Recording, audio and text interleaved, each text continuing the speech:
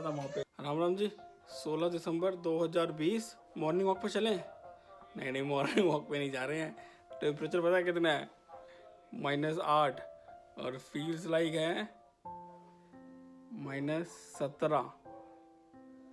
-17 degree Celsius. Sharma ji ने अपनी ज़िंदगी में पहली बार देख रहा हूँ और पहली बार रह भी रहा हूँ उसमें। मुझे सिर्फ गाड़ी, कल आए थे सामान लेके, गाड़ी बाहर छोड़ दी थी तो पार्क करनी है गैरेज के अंदर, क्योंकि बाहर स्नो स्टॉर्म चल रही है। मतलब बर्फ़ जम नहीं रही है लेकिन स्टॉर्म है बड़ी तेज़, इसलिए ऐसा पैक हुआ हूँ। कुछ नहीं करना है, बस -17 में जाके गाड़ी जो है गैरेज में दोबारा खड़ी करनी है। वाइट लगा, ऐसा लग रहा है चूना बिठा दिया किसी ने, बट चूना नहीं है एक्चुअली में, ये बर्फ़ है जो उड़ के आ रही है। गाड़ी में बैठ के आराम से लगा।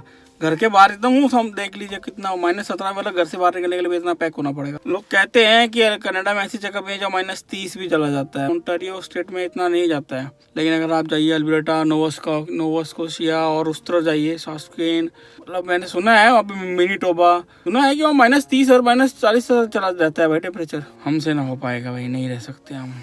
मेरी तो -17 में ही हालत ख़राब रहती है, मजाक नहीं कर रहा। घर में हीटर चल रहा है फिर भी घर में स्वेटर, लोअर। ऐसी ठंडी जगहों पे जब लोग रहते हैं तो कायदे से तो यहाँ पे जो है ना, इतनी ठंडी जगह है, इतनी ऐसी परिस्थितियों में तो लोग रहते हैं यहाँ पे। ठीक है, गवर्नमेंट ने अरेंजमेंट कर रखा है, सब चीज़ अच्छी है, लेकिन उतना महंगा नहीं होना चाहिए कम से कम। लेकिन भाई साहब, कॉस्ट ऑफ लिविंग कनाडा में स्पेसिफिकली, बाकी स्टेट का तो मुझे नहीं पता, ओंटारियो स्टेट और वैंकूवर, दो जगहों पे is very high as compare to US also. मतलब यूएस के जो सैन फ्रांसिस्को और न्यूयॉर्क जैसे एरिया हैं, जो कि अपने में काफ़ी कॉस्टली एरियाज होते हैं, उसके कंपैरिजन में भी यहाँ पे ज़्यादा है कॉस्ट ऑफ लिविंग। बताएंगे थोड़ा सा आज आपको, इस बारे में बात करेंगे कॉस्ट ऑफ लिविंग पे। ये 5 पैरामीटर लेंगे और कंपेयर करेंगे कि कनाडा में उनकी कॉस्ट ऑफ लिविंग क्या पड़ती है। Housing, car, grocery, electronics, salary, 5 चीज़ें लेके चलेंगे, इन पे बात करेंगे, ठीक है। लेकिन अभी मैं गाड़ी अंदर खड़ी करता हूँ। ये पानी की बोतल गाड़ी में रखी थी, गाड़ी मेरी बाहर खड़ी थी, बर्फ हो गई है। पैक होके मैं गया ही था तो एक काम और मिल गया। सेंटा जी हैं, ऑफिशियली विंटर स्टार्ट हो गया है, सेंटा जी घर में बैठे हैं, मार लगाया सेंटा जी को।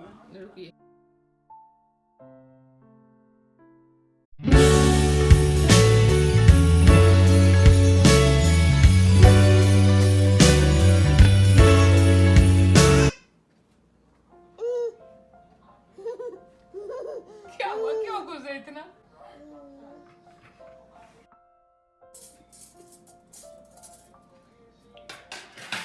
आपको पता है पानी आता है, मेरे यहाँ पानी की बोतल आती है। कल आई थी, इस साल की आखिरी वाटर डिलीवरी जो थी वो कल कर दी थी उन्होंने। मैं एक दिन छोड़ के वाटर अंदर करता हूँ बोतल, क्योंकि कोरोना के चक्कर में थोड़ा स्प्रे करके। पर लेकिन आज रात में क्या हो गया देखिए, ये जो 3 वाटर बोतल थे, तीनों जम बाहर थी, अभी अंदर करी है, जम गई बर्फ। दादा ने कल रात को जो प्रेजेंटेशन करी थी ना, हम लोगों को करी थी, उसका लाइव होना है, अभी शुरू होने वाला है बस। तो उसकी टीचर्स हैं, बच्चे हैं, हर बच्चा कर रहा है, उसका नंबर भी आने वाला है बस। On the person, if you want to see them bigger when they're presenting, you can do that too. Okay, I see that. Looks great. So, honey, on the top it has Kwanzaa, and I blended all the 3 colors of Kwanzaa. And there's Kwanzaa written. Okay. Kwanzaa celebrated on the 26th of December.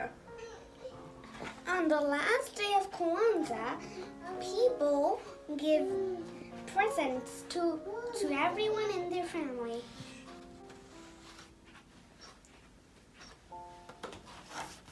Kwanzaa lasts for 7 days. So 7 candles are lighted on the canal, which is a candle holder.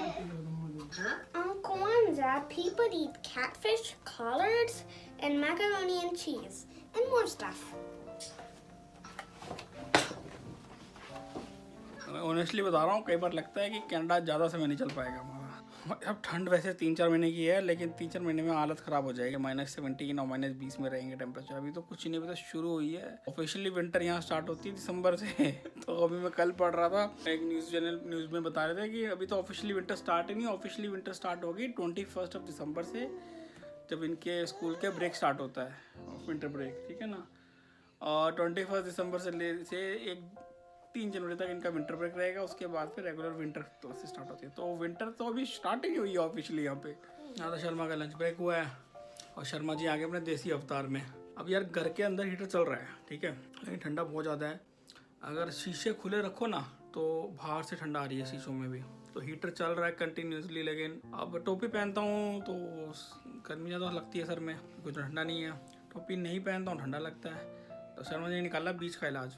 Sharma ji ने क्या निकाला यार, तो मेरे पापा तो ऐसे ही करते थे, और गाँव में ऐसे ही इलाज होता है, अपना ये गमछा बांध लेते हैं सर पे। मैंने अपना ही हीटर लगा लिया है, पैर पैर को गर्म रखेगा, कमर थोड़ा गर्म करेगा। आधा भी अपना आ गई हवा लेने के लिए। अभी टिन्नी सो रही है, वो आएगी ना तो बंद करना पड़ेगा हीटर, तब नहीं चल सकता जी हीटर। पंखुड़ी गई है लंच बनाने के लिए, मौसम बहुत ठंडा है। मैं इन दोनों लेके कमल में बैठा हूँ और चला रखा है शेर निराला। देखेंगे शेर निराला चल रहा है। हेलो हेलो ये गोली दाल सो गई। हेलो कर दो राम, कर दो राम। इंतजार का फल मीठा नहीं नमकीन भी होता है। छोटे छोटे पकौड़े बनाए हैं पंखुड़ी ने डाल के, दोनों टुल्लू खा रही हैं। तो ये बने हैं बिना मिर्च वाले और ये हैं स्पाइसी वाले, बड़े ही गजब बने हैं। कॉस्ट ऑफ लिविंग मैंने जैसे बताया था आपको कि कनाडा में कॉस्ट ऑफ लिविंग काफ़ी हाई है। कुछ पैरामीटर में बात करें, पहला हाउसिंग। यहाँ पे दो तरह का कल्चर है। हाई राइज अपार्टमेंट्स भी हैं यहाँ पे। अपार्टमेंट में मैक्सिमम जो है वो छोटे साइज़ के होते हैं, जैसे मान लीजिए 1 BHK 2 BHK 3 BHK भी हैं लेकिन कम है, ठीक है। और 1 BHK का मान लीजिए साइज ऐसा है कि 600 स्क्वायर फीट से लेकर 1000 स्क्वायर फीट तक आपको मिल जाएगा 1 बेड। और उनको कॉन्डोज बोलते हैं यहाँ पे। इसमें भी दो कैटेगरी है। एक है कि लीजिंग कंपनीज, बड़ी बड़ी कंपनीज होती हैं रियल एस्टेट की, उनकी पूरी बिल्डिंग उनकी होती है और उनका लीज वो देते हैं। और उसी में ऐसा भी होता है जो कि इंडिविजुअल, जैसे मैंने मान लीजिए एक अपार्टमेंट खरीद रखा है, एक कॉन्डो बाई किया हुआ है और उसको मैं रेंट पे देता हूँ। मतलब सबसे ईजी अवेलेबल ऑप्शन है, ठीक है। बेडरूम जो है वो मान के चलिए कि $1000 से लेकर 1800, 2000, $2500 तक मिलेगा। तो अगर आप एक फैमिली हैं और आप सोच रहे हैं फैमिली अच्छी जगह लेने का एक कॉन्डो, तो आपको कम से कम नहीं तो 1500, 1800 से लेकर 2500, 2000 तक जाना पड़ेगा। अगर 2 बेडरूम का सोच रहे हैं तो $2500 से कम में कुछ नहीं है। और उसमें $2500 में लेकिन आप यूटिलिटीज़ का बिल जो है वो सब इंक्लूडेड होता है। यूटिलिटीज़ में मान लीजिए ट्रैश पिकअप है, सोसाइटी चार्जेस हो गए, वो सब चीज़ें हो गई, पानी का हो गया, तो सब चीज़ें इंक्लूडेड होती हैं। दूसरा जो है ऑप्शन है आपको बेसमेंट रेंटल का, वो सबसे सस्ता ऑप्शन है। अगर आप एज ए न्यू इमिग्रेंट आ रहे हैं तो मोस्टली लोग वो ऑप्ट करते हैं। उसमें क्या होता है कि यहाँ पे हर घर में बेसमेंट होती है, जैसे आपने हमारी बेसमेंट में देखी है, लेकिन बेसमेंट को वो फर्निश कर देते हैं बाकायदा। उसमें किचन, लिविंग रूम, बेडरूम निकाल देते हैं, सब कुछ सेम बेसमेंट, ठीक है। वो बेसमेंट आप $1200 से लेकर $1500 में मिल जाएगी, अच्छी बेसमेंट, ठीक है। लेकिन बेसमेंट में ठंडा बहुत रहता है और थोड़ा बेसमेंट है आपका विंडो नहीं है, बस कॉर्नर में टॉप में, जैसे आपने मेरे बेसमेंट में देखा है 2 विंडोज हैं, इस तरह से होती है, सेपरेट एंट्री होती है उनकी। दूसरा हो गया रेंटिंग अ हाउस में 3 तरह के हाउस होते हैं। टाउन होम्स, जैसे कि मेरा है रो, ये वॉल पूरी एक रो होती है टाउन होम्स की, सारे वॉल शेयर करते हैं। तो वो टाउन होम्स में आपको मिल जाएंगे $2500 से $1 के ऊपर, लेकिन $2500 में सिर्फ वो रेंट है, प्लस आप utilities, gas, electricity, maintenance, front yard, back yard की, वो आपको $3000 का पड़ता है मोटा। तो वो है, लेकिन आपको अच्छा पूरा घर का फील रहेगा, आपके पास एम्पल अमाउंट ऑफ स्पेस रहेगा, 3 फ्लोर आपके अपने हैं। दूसरा है सेमी डिटैच हाउस, उसमें 2 हाउस होते हैं, वही जब डिटैच होते हैं, और दूसरे हाउस के इस तरफ खाली होता है। वो टाउन होम्स थोड़े से और साइज में बड़े होते हैं, उनका भी रेंटल अप्रोक्सीमेटली 2500 से लेकर 3000 के बीच में ही रहता है। फिर होते हैं तीसरे डिटैच्ड हाउसेस, मतलब एक इंडिपेंडेंट हाउस। बस वो इंडिपेंडेंट हाउस जो होते हैं वो आपको मिल जाते हैं 3.5 के आसपास से स्टार्ट हो जाते हैं, 3000 से स्टार्ट हो जाते हैं। उन हाउसेस में कई बार जो बेसमेंट होती है वो ओनर ने कहीं और रेंट पे दे रखी होती है, आपको सिर्फ ऊपर का पोर्शन मिलता है फ्लोर, क्योंकि वो सेपरेट रेंट। तो मैक्सिमम केस में यहाँ पे ट्रेंड है, आपके पास एक डिटैच हाउस है, आप उसका बेसमेंट अलग रेंट पे देते हो, और ऊपर वाले आपका जो बाकी पोर्शन है ग्राउंड फ्लोर, फर्स्ट फ्लोर, उसमें आप खुद रहते हो। ये ट्रेंड चल रहा है, तो वो आपको 3500 का पड़ता है। Cost of living minimum for a small family आपको कम से कम मिनिमम 1800 प्लस देने पड़ेंगे, किसी भी आप उसमें सिचुएशन में रहिए। सिंगल हैं तो आपको 1000 प्लस में मिल सकते हैं। शेयरिंग का कंसेप्ट खूब है, आपको शेयरिंग में भी ले सकते हैं। अगर आप घर खरीदने की सोच रहे हैं यहाँ पे, तो वो एक चैलेंज है, क्योंकि कनाडा में क्या है, सैचुरेटेड है मार्केट सैचुरेटेड ऐसे है कि यहाँ पे नई कंस्ट्रक्शन बहुत कम होती है। पहली बात तो रहने वाले एरिया बहुत कम है, स्नो काफ़ी जगह पड़ती है। जो रहने वाले एरिया हैं वहाँ पे जो ग्रीन है उसको वो ज़्यादा टच नहीं करते, जो ग्रीन बेल्ट उसको काटते नहीं है। तो नया डेवलपमेंट, नई सिटीज़, नया बिल्डिंग कंस्ट्रक्शन बहुत कम हो रहा है, और थोड़ा दूर जाके होता है, वहाँ फिर आपके स्कूल्स की दिक्कत है, कम्यूट की दिक्कत है। तो इस वजह से क्या है कि प्राइसेस बहुत हाई हैं, मतलब छोटा सा घर जो है वो भी बहुत कॉस्टली है आपका। आप मतलब आपको अच्छा खासा मॉर्गेज अमाउंट देना पड़ेगा। You and up paying like $3,500 3 से $3,500 पर मंथ का आपका मॉर्गेज रहेगा, किस्त रहेगी अगर आप एक पुराना डिटैच हाउस लेते हैं तो, जो कि 20 साल पुराना घर हो सकता है। तो कनाडा में आपका कॉस्टली है, कॉस्ट ऑफ लिविंग, हाउसिंग और रेंटिंग बोथ। अब दूसरी बात है और ट्रांसपोर्ट। देखिए कनाडा में पब्लिक ट्रांसपोर्ट खूब है, बहुत अच्छे से अरेंज किया है पब्लिक ट्रांसपोर्ट। आपको हर जगह जाने के लिए पब्लिक ट्रांसपोर्ट है, ट्रेन भी चलती हैं, आपकी ट्राम, लोकल ट्राम भी चलती हैं, लोकल बसेस भी चलती हैं, ऊबर वूबर सब है। मतलब ये कि if you are not having a car, अगर आपके पास गाड़ी नहीं है आप, तो आपका सारा काम हो सकता है, ठीक है। लेकिन अब गाड़ी लेने के लिए यहाँ पे गाड़ियों की कॉस्ट जो है वो काफ़ी अच्छी है। वो गवर्नमेंट ने भी कुछ ऐसा अरेंजमेंट कर रखा है कि ये लोग पब्लिक ट्रांसपोर्ट ज़्यादा यूज़ करें बजाय कि अपनी गाड़ी लेने के। तो यहाँ पे आपको वो कार, होंडा सिविक जैसी कार जो है, जो मंथली कॉस्ट जो आप देंगे वो एंड अप आपको मिलेगी $250 $300 तक आराम से जाएगी, ठीक है ना। यहाँ पे जो कार लोन है वो भी बड़ा कॉस्टली मिलता है। दूसरी चीज़ क्या है कि यहाँ पे जो इंश्योरेंस है, ऑटो इंश्योरेंस, वो मैंडेटरी है, उसके बिना आप गाड़ी चला नहीं सकते। में भाई यहाँ पे अच्छा खासा पैसा लगता है इंश्योरेंस में। मतलब आप अपनी नई गाड़ी जितने की ली है अमाउंट का हो सकता है आप इंश्योरेंस पे कर रहे हो। और मैंने बताया था ना, लाइसेंस आपका किस कैटेगरी का है और कितनी आपकी ड्राइविंग हिस्ट्री हो, डायरेक्टली प्रोपोर्शनल है आपके इंश्योरेंस प्रीमियम से। मतलब आप ये मान के चलिए कि ऑन एन एवरेज आपको अगर नई गाड़ी ले रहे हैं कनाडा में, तो आप जो है $500 से $600 मिनिमम महीने के सिडान के, बेसिक गाड़ी, सिविक, कोरोला, कैमरी, ये सब बेसिक में आती है, अकॉर्ड, होंडा अकॉर्ड, ये सब बेसिक सेडान में आ गई। इन सब के आपको $500 से $700 के बीच में महीना आपका एक्सपेंस हो गया। अगर आपने SUV ले ली कोई होंडा CR-V या वो सब में, तो आपका $1000 महीने का एक्सपेंस आपका है गाड़ी का। तीसरी चीज ग्रोसरी भी यहाँ महंगी है, क्योंकि जो टैक्सेशन है वो हर चीज़ पर टैक्स ज़्यादा लगता है एज कम्पेयर टू US और इंडिया। ग्रोसरी थोड़ी कॉस्टली। इलेक्ट्रॉनिक्स की बात करें, इलेक्ट्रॉनिक्स में प्राइस प्रोडक्ट का सेम है, लेकिन उस पर टैक्स लगने के बाद महंगा हो जाता है। मैंने अभी एक मॉनिटर लिया था, मेरे पास एक मॉनिटर था US में, वही सेम मॉनिटर मैंने यहाँ पे दोबारा लिया डेल का। वो मॉनिटर US में मैंने $199 का लिया था, तो मैंने उसको मेरे ख्याल से शायद $10-12 का और टैक्स पे किया होगा बस। यहाँ पे वो सेम मॉनिटर में लेके आया $199 का, मुझे $30 से ज़्यादा उस पर टैक्स पे करना पड़ा। यानी कि टैक्स सिस्टम जो है, टैक्स यहाँ पे अच्छा खासा है, सैलरी पे भी ज़्यादा है और सेल टैक्स है वो भी बहुत ज़्यादा है।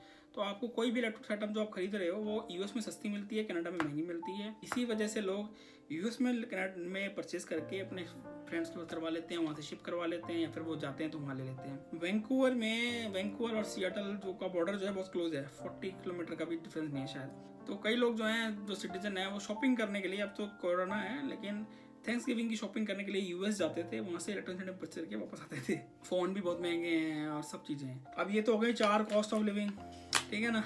लेकिन ये सारे पैसे खर्च करने के लिए पैसे कहाँ से आएंगे? सैलरी से। अब सैलरी की बात करें, सैलरी भाई साहब कम है। कनाडा में एवरेज इनकम जो है वो है $60,000 सालाना, एवरेज $60,000 से $70,000 सालाना। 70 से 80 वाली कैटेगरी बहुत कम में है, लोग हैं, काफ़ी हैं।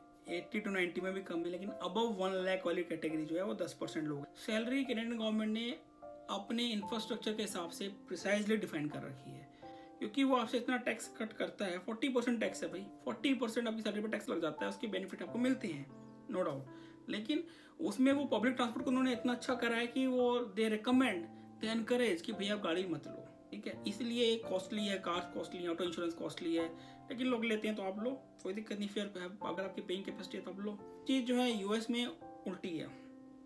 US में सैलरी बहुत हाई है इस कम्पेयर टू कनाडा। जैसे मतलब कैनेडियन सिटीजन जो हैं वो US जाके जॉब करते हैं, रहते कनाडा में है, बहुत से कैनेडियन सिटीजन हैं। सैलरी के स्ट्रक्चर की बात करें तो सैलरी जो है वो फार बेटर है US में। टेक्निकल सेक्टर की बात कर, मैं ऑलमोस्ट ऑल सेक्टर की बात कर रहा हूँ। कनाडा में जॉब मार्केट भी छोटा है, इकोनॉमी छोटी है, इनकी जॉब के एस्पेक्ट्स भी कम है।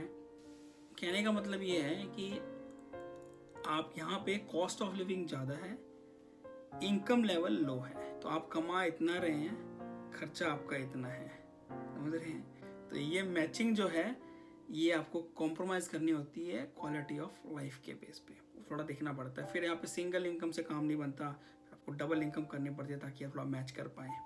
हर जगह के प्लस माइनस होते हैं, ठीक है। कनाडा में बेटर क्वालिटी ऑफ लाइफ मिल रही है आपको, आप कह रहे हो बेटर एयर है, सब चीज़ें हैं, अच्छी बात है। लेकिन उसका साथ साथ दूसरा एस्पेक्ट भी है कि आपकी जो सैलरी स्ट्रक्चर्स हैं, एक्सपेंस है, वो ज़्यादा है, तो आपको बैलेंस करना पड़ेगा, ठीक है ना। और यही कंपेरिजन आप करोगे US के बेस में, तो US में ज़्यादा है, US में सैलरी ज़्यादा है, तो वहाँ पे कुछ चीज़ें जैसे इमिग्रेशन के इश्यूज़ हैं वहाँ पे, कनाडा में आपके पास PR है तो इजी है, आप कुछ भी कर सकते हो। यूएस में जो इमिग्रेशन है एम्प्लॉयमेंट बेस्ड है, कनाडा का जो इमिग्रेशन है वो पॉइंट बेस्ड है, स्किल बेस्ड। ठीक है, आप स्किल है, आपने पॉइंट्स बने, आप आ गए PR लेके, then what, then you have to start from the very beginning. Job start कीजिए अपना जो आपको काम करना है। यूएस में क्या है, the day you land up in US you already land up through an employer. आपको पता होता है मेरा ऑफिस ये है, आपकी सैलरी आनी है फ्रॉम डे 1 से। कनाडा में जब PR पे आते हो, आप स्टार्ट करते हो, अपनी जॉब ढूंढते हो, फिर आप स्टार्ट कर देते हो जॉब करना। तो थोड़ा डिफरेंट पैरामीटर्स हैं। अच्छे बुरे की बात नहीं हो रही कि यूएस अच्छा है कि कनाडा अच्छा है कि इंडिया अच्छा है, सब जगह अच्छे हैं भाई। जहाँ आप खुश रहो, जहाँ आपकी फैमिली खुश रहे, जहाँ आपका खाना पानी चलता रहे, जगह वो सबसे अच्छी है। बाकी सब बात की बात है। कभी लोग एंड किया जाए। हाँ, ये वाला आज का कोट है, मेरा फेवरेट कोट है। यहाँ पे आ रहे हो, ये है जी कैटी, क्यूट क्यूट कैटी। जब कोई हो बहुत ही परेशान, तब ना बांटें उसको सूखा ज्ञान, दिलाएं साथ होने का एहसास और रखें भावनाओं का ध्यान। अब आदमी परेशानी में होता है यार, उसको आप ज्ञान देना शुरू कर दो, थोड़ा उसको एहसास दिलाओ भाई हम साथ हैं, सब ठीक हो जाएगा। थोड़ा उसकी इमोशनल सेंटिमेंट्स का ध्यान रखें। ज्ञान तो आप हमेशा ही देंगे भाई, हम भी हमेशा ही देते हैं ज्ञान, बट अगर कोई परेशान है तो ज्ञान ना दिया जाए। कोट का तात्पर्य है बहुत सटीक है। ये आपका बुक है। बाय, लाइक सब्सक्राइब कमेंट और शेयर मत भूलिएगा।